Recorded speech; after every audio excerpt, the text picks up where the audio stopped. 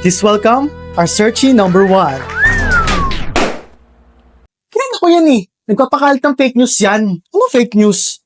Baka na-misinterpret mo lang ako. Oo nga naman. Hindi naman kasi porke hindi ka sumasang-ayon sa sinabi niya, fake news na yon.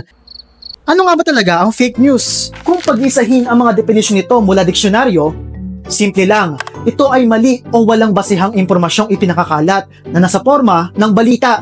Pero para sa mga eksperto, dapat na raw iwasan ang paggamit ng terminolohiyang fake news. Hindi raw kasi ito palaging tumutukoy sa parehong bagay dahil ang maling impormasyon ay maaaring magmula sa iba't ibang anyo at forma. At madalas ay dumidepende raw ang pagpapakahulugan nito sa personal na perspektibo at karanasan na nakakabasa o nakaririnig. Hirit din ng ilan, hindi pwedeng tawaging peke ang news dahil ang mga balita ay automatic ng lehitimo.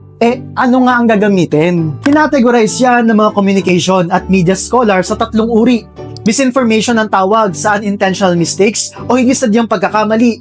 Posibleng mali ang pag-interpret sa facts o maaaring nagmula ang pagkakamali sa source. Kabilang din dito ang mga joke pero sineryoso na nakabasa at nakarinig.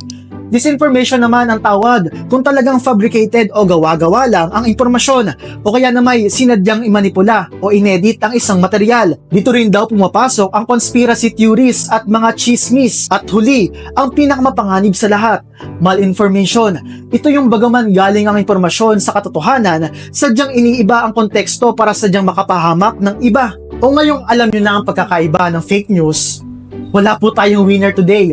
Basta fake news, pop the balloon agad. 2025 na, ugaliing maging mas mapanuri sa mga impormasyong nakikita online.